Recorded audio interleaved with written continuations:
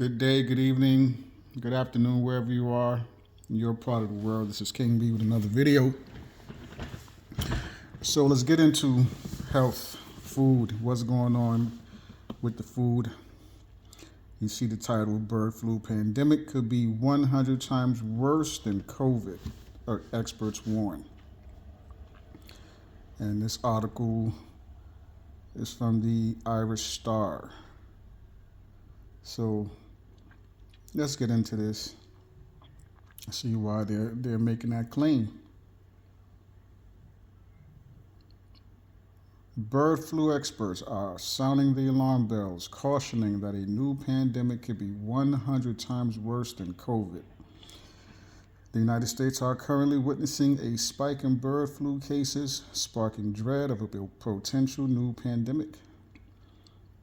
The strain wreaking havoc on animals stateside, H5N1, is dangerously close to sparking another worldwide health emergency, prompting action from President Joe Biden.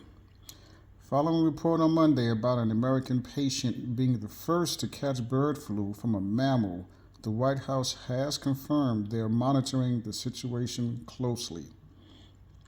So wow, you have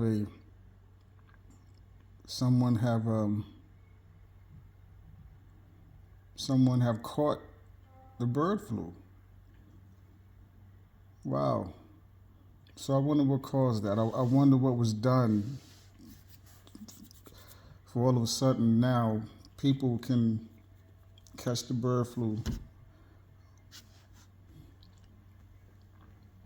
The individual affected was treated with antiviral medicine and only had inflammation of the eyes in terms of symptoms. Nonetheless, the increasing menace of bird flu as it encroaches into uncharted territories has experts on edge.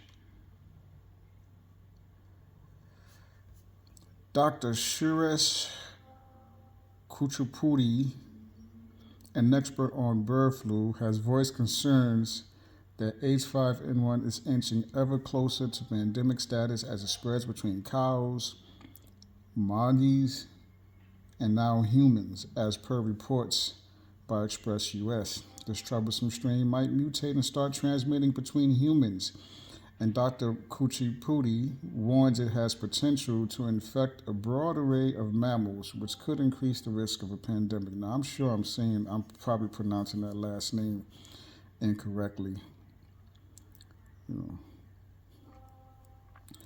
Pharma consultant John Fulton made the bombshell claim that the H5N1 strain appears to be 100 times worse than COVID. He warned the Times of India that if it mutates and maintains its high case fatality rate, the bird flu strain could potentially plunge the world into another global pandemic 4 years after COVID first emerged. In a recent development, the largest egg producer in the U.S. had to close its Texas farm owing to an outbreak of avian influenza among its chickens. Additionally, the virus has been found spreading among cattle populations in Texas, Michigan, and Kansas. Now, how is it if it's a bird flu? How is it spreading to now cattle?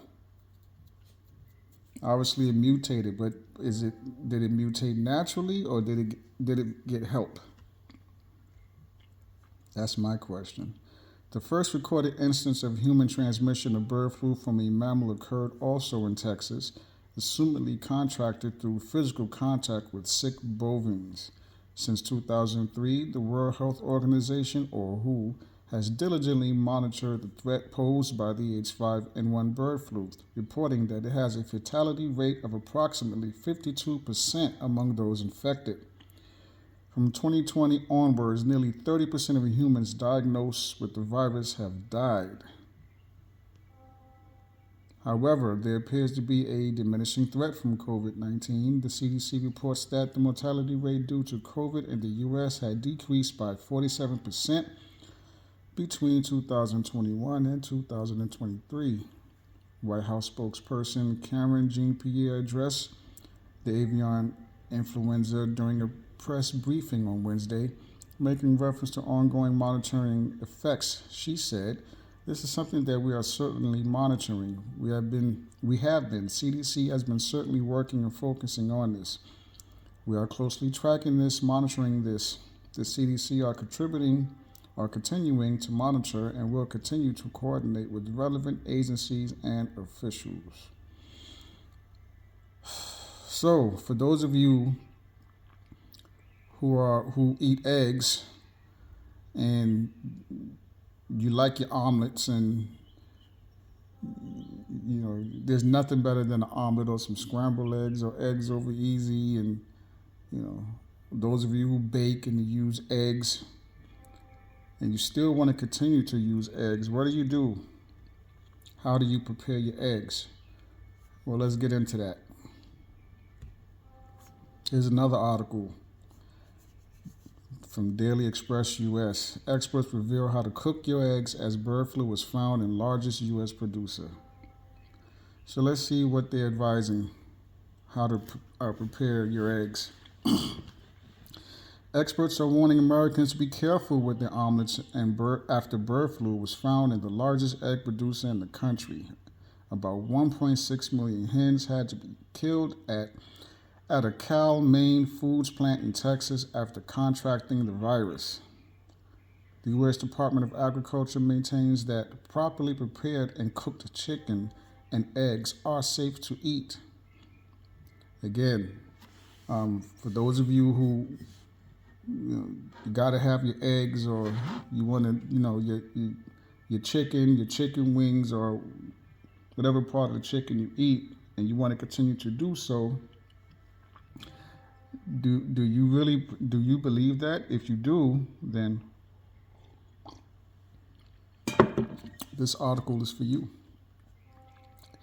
Personally, I don't eat eggs. I don't eat meat. This comes after federal health authorities reveal that a dairy worker in Texas has become the first case of mammal to human bird flu transmission. Now, food safety experts are warning Americans to keep an eye on the texture and temperature of their poultry before taking a bite. And here's another article. Bird flu found in milk in 3 U.S. states as investigation underway. We're going to get into that too, right after I finish this article. In the case of avian flu concerns, eggs should be cooked until both the white and yolk are firm, which ensures that the egg reaches a temperature that is likely to kill any viruses present. Northeastern University professor Dr. Darren Detweiler told DailyMail.com.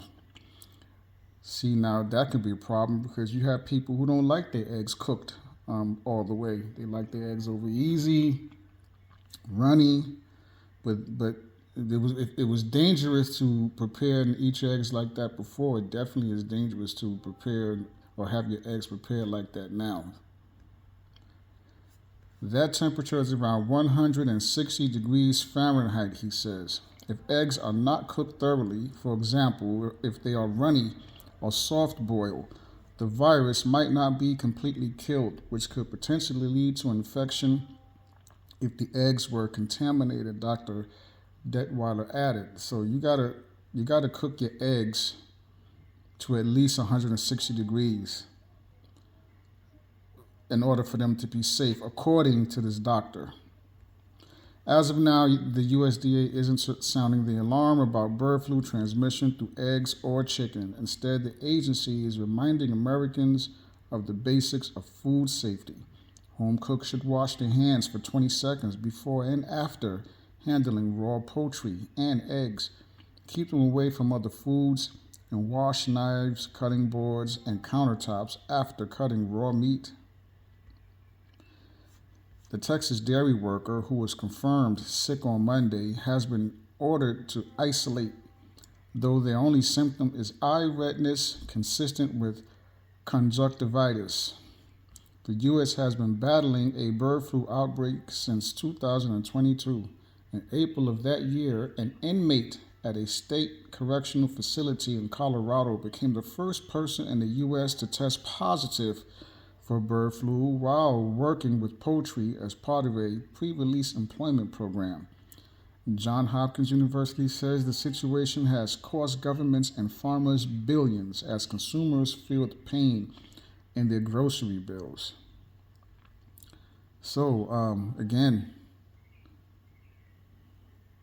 this is something to think about for those of you who eat eggs and you eat chicken. Something for you to think about. Our food is under attack. Even for those like myself who do not eat meat, you got to pay attention to what they're doing to the vegetables and the fruit. You know, there's a lot of GMOs with your vegetables, your fruits and vegetables as well. You know, or now they don't even say GMO anymore on the food. Now it says I believe it's what is it? Bioengineered. It says bioengineered now. So when you're in the stores and you're doing your grocery shopping, look at the back of the food, and it'll you'll notice it, where before it used to say GMO, now it says bioengineered in the lab. They're doing that with the fruits and vegetables as well. You know, it's like they're covering all their bases. I'm telling you, at least they're trying to. Right, with the poison the air, poison the water, poison the soil, poisoning the food, the water. They definitely are making sure they got all the bases covered. Right. Let's not forget that they're when it comes to that vaccine, they're now putting the vaccine in vegetables. At least they plan to if they're not doing it already. But you can't always believe everything they say. You know, when they say something, when they put something out in the press release, and they say something, they probably, or most likely, they've already been doing it. You know, we have to get back. If you don't pray over your food, you need to get back to praying over your food. As I said before, we do have the power. It don't matter what they do. They don't have power over us. They don't. It's all about your mindset and how you think. Never forget that. Okay? But let's get into this next article. Bird flu found in milk in 3 U.S. states as investigation underway.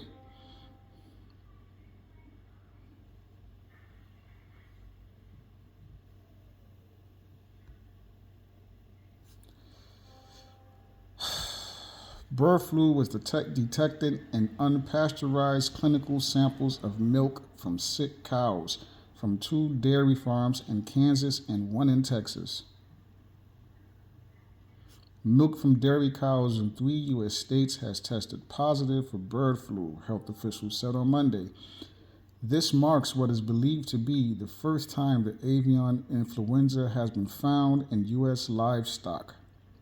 The official said there are infected cattle in Texas, Kansas, and New Mexico. Bird flu was detected in unpasteurized clinical samples of milk from sick cows from 2 dairy farms in Kansas and 1 in Texas. Animal Health Commission officials in Texas confirmed the flu virus is the type A H5N1 strain known to cause outbreaks in birds and occasionally humans.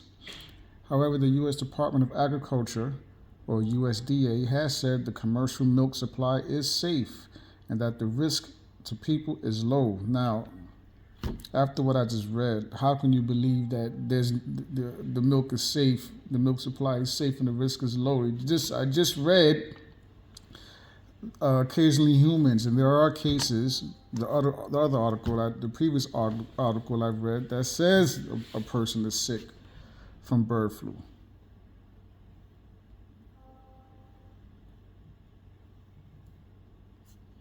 The virus has also affected older dairy cows in New Mexico, causing decreased lactation and lack of appetite. As a result, dairies are only allowing milk from healthy animals to enter the food supply, and milk from the sick animals is being diverted or destroyed. In addition, the process of pasteurization, which is required for milk solid through interstate commerce, kills viruses and other bacteria, the USDA said.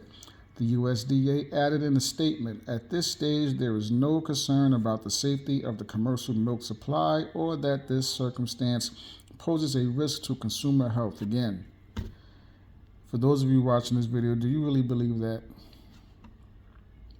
3 weeks ago, cattle in Texas began to fall ill with what officials called the mystery cow disease.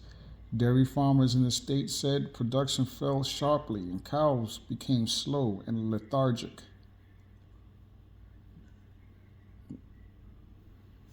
After conducting an investigation and testing the animals for bird flu, USDA officials determined the cows got the virus from infected wild birds. Livestock appeared to recover from the virus on their own within 7 to 10 days, officials said. The virus appears to be infecting only about 10% of lactating dairy cows in the affected herds as well. Iowa is also monitoring the situation on their dairy farms as the Food and Drug Administration, or FDA, and Centers for Disease Control and Prevention, or CDC, investigate the cases in Texas and Kansas. This comes 1 week after officials in Minnesota said goats on a farm had been diagnosed with the virus after an outbreak of bird flu spread among poultry. So, from birds to cows to goats to people, this is what's going on, right? When it comes to food,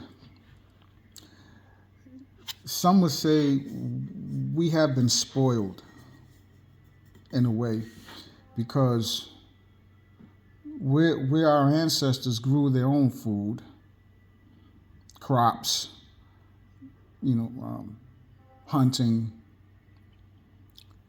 we instead just jump in our vehicles, go to the local grocery store, buy our food. The meat is already prepared and packaged neatly, whatever. And we just grab a carton of eggs or whatever, right? We don't really have to, do the work as far as farming, hunting.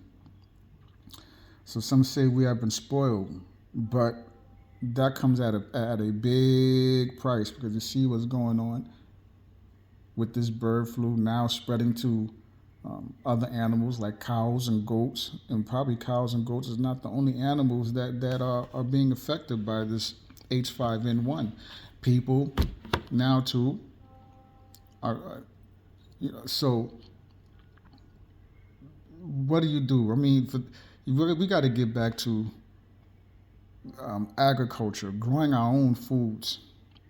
For those of you who have land, you own land, you have enough land where you can start, you can get your seeds and purchase your seeds from a reputable source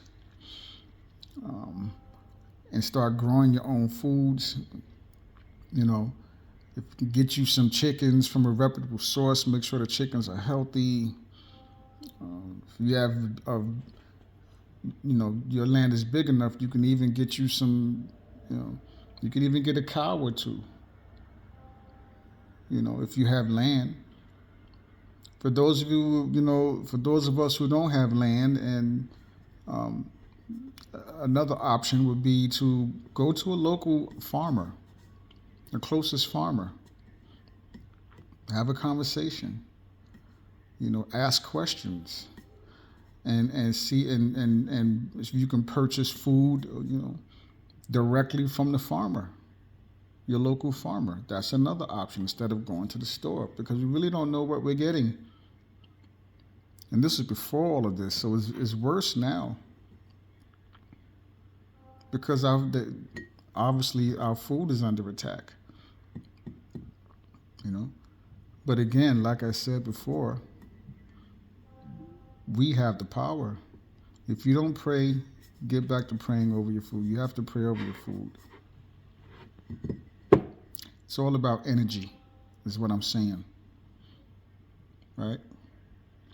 But, and it just goes on and on and on. This is definitely something to keep an eye on as far as this bird flu. On one hand, they're saying that it could be the largest pandemic, worse than the previous, the pandemic in 2020. And then on the next hand, they say, oh, no, it's nothing to worry about.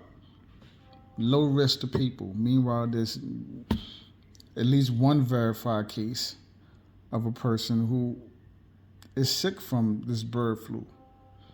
And there could be more because they tell half-truths. They don't tell the full truth, 100% truth. Right? And look, this is another article. I mean, I could be here I'm sure I could be here for hours finding cases. Look, another article. I'm not going to read it, but U.S. bird flu fears explode as Alaskan polar bear dies from the virus. So an Alaskan polar bear have died from H5N1. Right?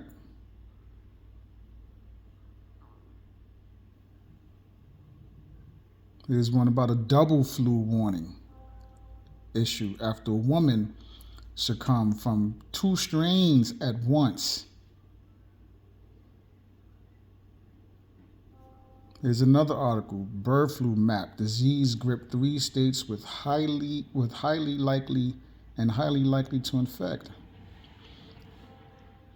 Avian flu fears soar in major cities as dead birds collected from beaches. And this article I just read touched on the goat, right?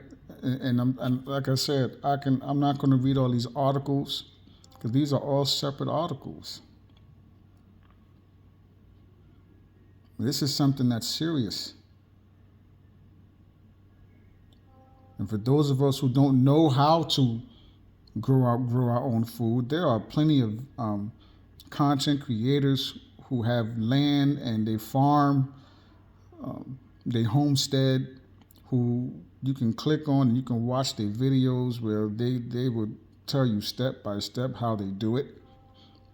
How they grow their own food, how to prepare the soil, everything, where we can learn. Especially those of us who were born and raised and live in big cities. All we know is the city life. We don't know how to, grow our own food. Like I said, we just go to the local supermarket and buy our groceries. But we have to get back to basics. Start growing our own food. Again, take advantage of this internet. It could be used for something positive. You can learn a lot instead of the regular other nonsense that's online. Right? What are you giving your energy to? Is my point. What are you giving your energy to? What are you looking at? If you haven't done so already, you really need to start doing your research and learning how to grow your own foods. And also, for those of you who say, okay, well, I don't have a house. I don't live in a house. I don't have any land. I live in an apartment. How can I grow my own food in an apartment? Well, you can look up information on that. There's information I've watched videos on that too, where again, people are putting the information out there, doing great work. If you live in an apartment, they got these grow bags. And these grow bags, from what I understand, they're inexpensive. You can get grow bags and get you some soil, and you can grow your food, or you can get some 10-gallon buckets Okay? Get you some 10-gallon buckets, get you some soil, and you can grow your own food right inside your apartment. Right? So just because you live in an apartment does not mean that you can't grow your own food. Yes, you can. It's not impossible. You can do it. So even if you live in an apartment, you still can grow your own food. Okay? And for those of you who have an apartment with a balcony or a terrace, that's even better. You know, if your apartment don't have a balcony or a terrace, you still can grow your own food in your apartment.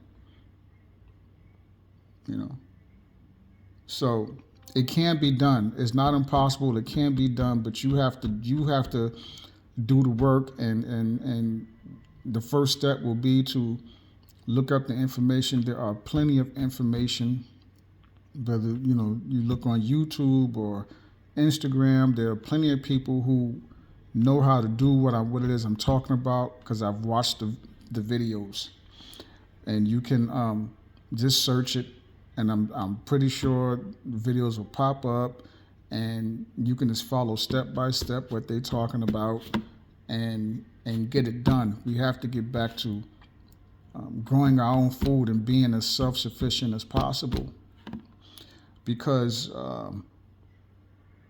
we're under attack. Everything from the water to the food, all right, and especially with the water. I've checked my previous videos where I talk about what's going on with the water. So look into water filters, different types of water filters, and see what's best for you. But we have to get back to basics. This is now what it has come down to. Right? So, before I go, I'm curious. Let's see what's going on with this double flu warning. Before I go,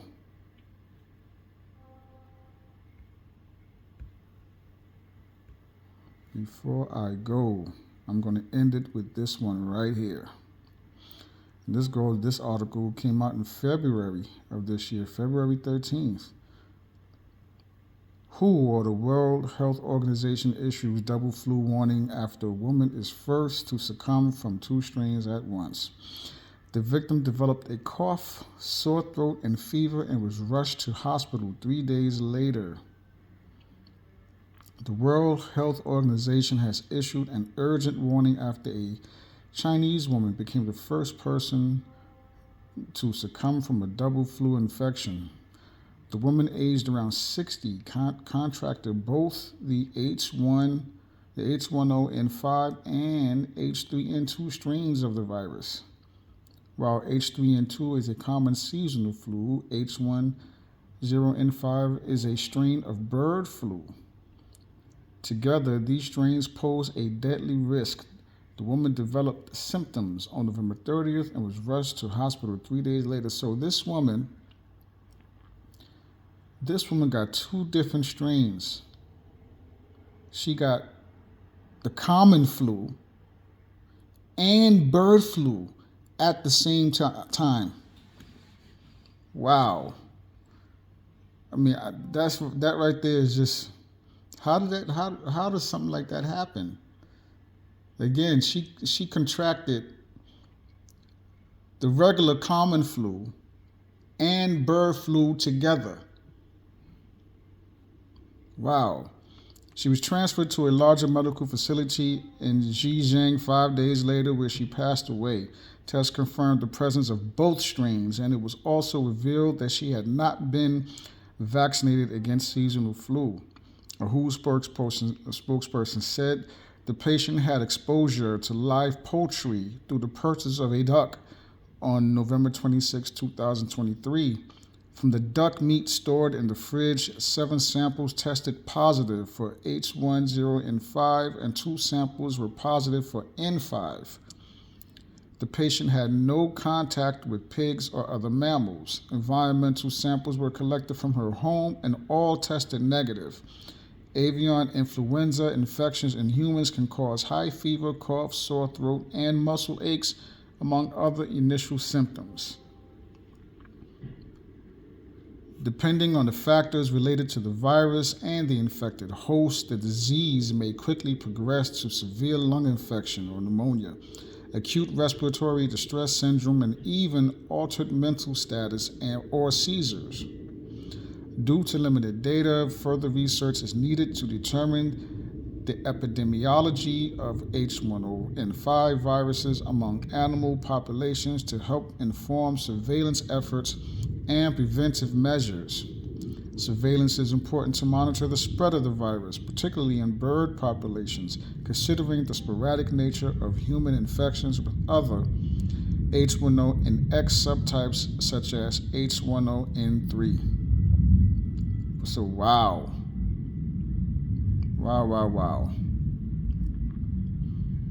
That right there is, I mean, this was back in February of this year, and I've this is my first hearing about this.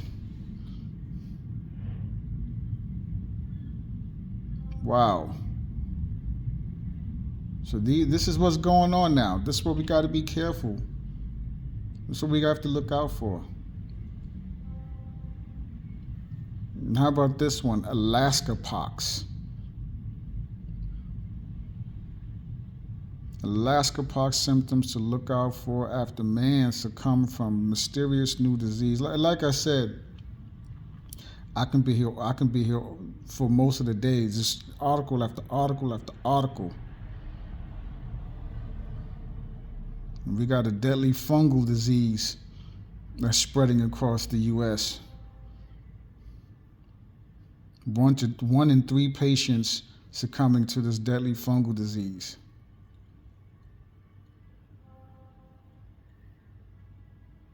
I mean, this is what's happening. This is what we got to look out for. This is why it's very, very important to don't pay attention to the distractions, because there's so much going on. There's a lot that you're going to miss and you're not going to know about by paying too much attention to the distractions.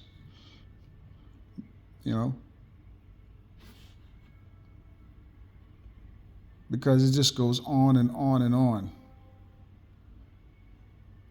Alaska pox. How many of you out there who ever watched this video, have you heard of Alaska pox? I never heard of Alaska pox.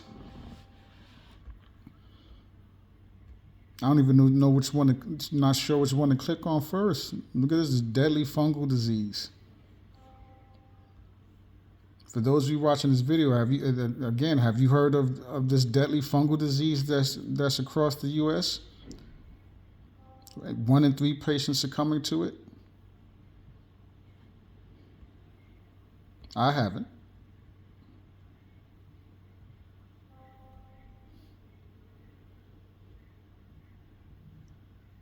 And this was going to be my last article, but let's see what's happening with this fungal disease.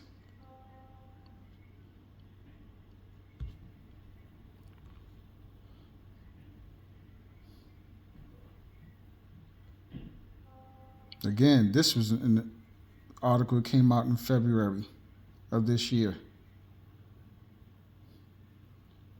Map shows scary spread of deadly fungal disease across U.S. as 1 in 3 infected succumb to it. The deadly C. auris fungal infection, which reportedly kills 1 in 3 people infected, has spiked in recent months across dozens of U.S. states, sparking a global health threat. And here is the map.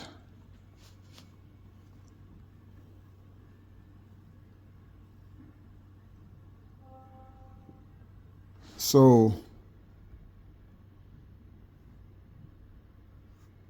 these states have no cases.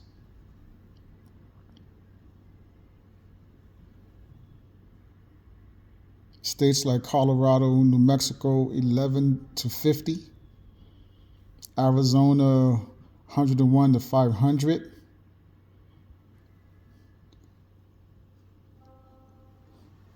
California, Nevada, Texas, Florida, Illinois, New York, 1,001 or more.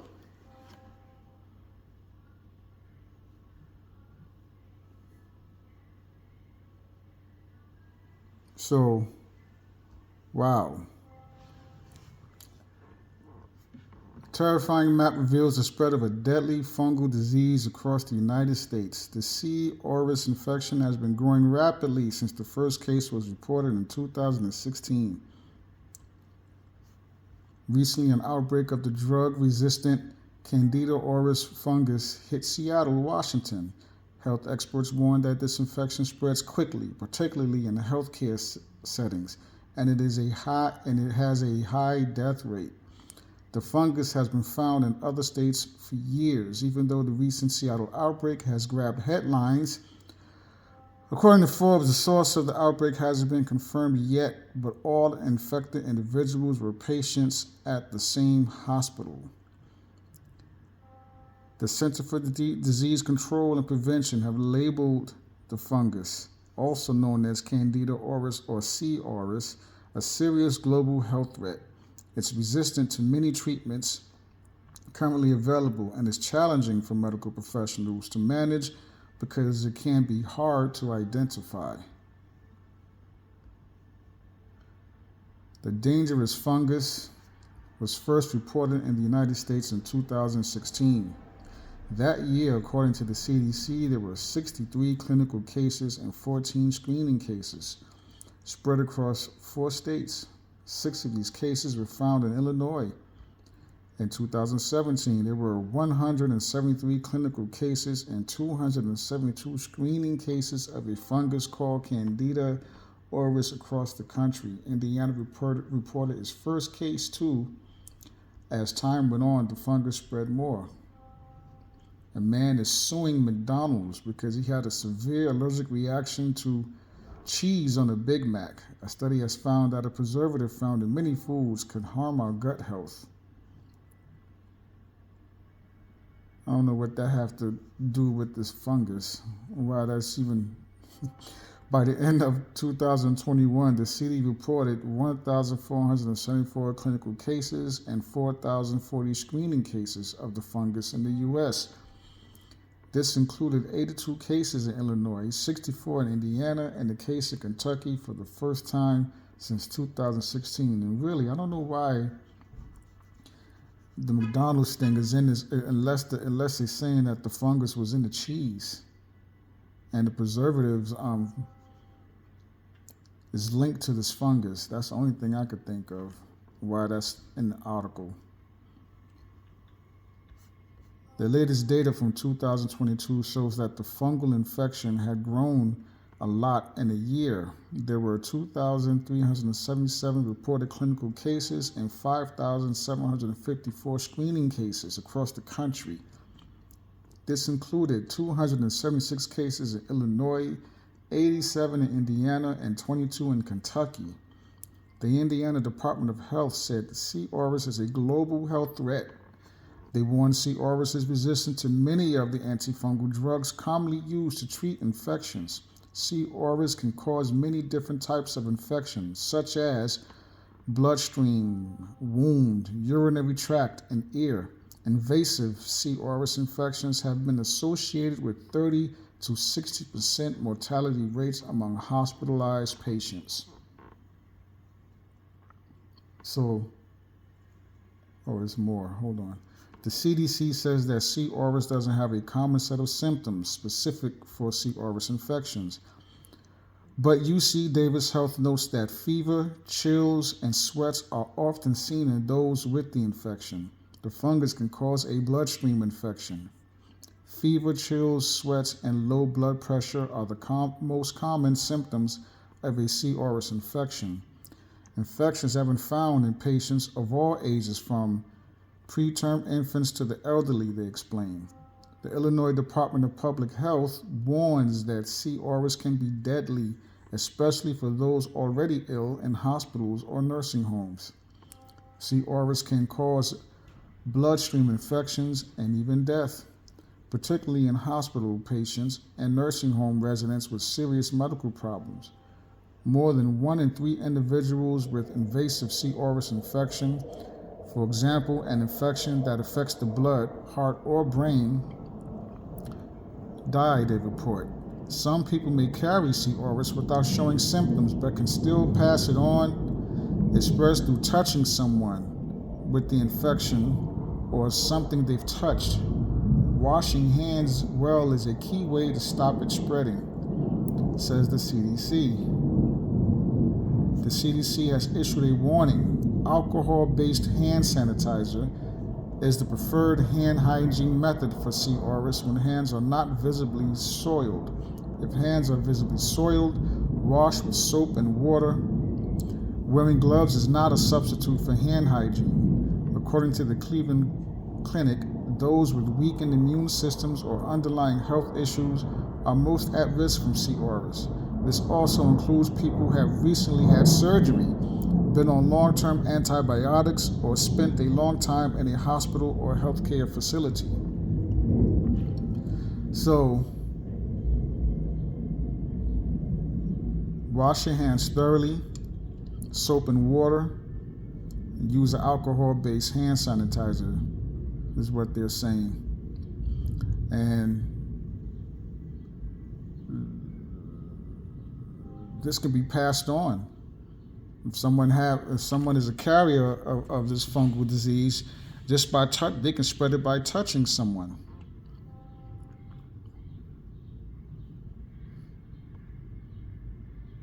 Or if you touch something, an object or something, or a doorknob, for example, right?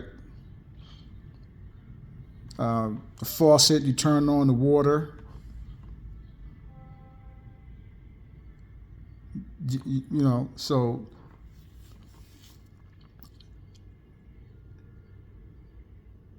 there's precautions that we can take. For example, getting a paper towel before you turn on the water. Then you turn on the water. Okay. But we got to be real careful out there. And there's even more stories. But I'm going to end this video here. A lot of information in this video. So for those of you who clicked on and watching this video, I appreciate you. Thank you. Shout out to my subscribers. I'll have more important information coming at you with another video soon. Please do subscribe if you haven't subscribed. Click the thumbs up. Click the notification bell. Click all so you can get notified every time I drop a video to get this important information. Like and share. Talk about this with your loved ones, because this is information that everyone needs to know about. All right, so share this video. Remember to love yourself, keep your loved ones close, watch each other's back, be safe out there, and always remember, protect the children, protect the babies at all costs. They're important. Our children are under attack, so watch your children, protect your children out there. It's King B out. To the next video. Peace.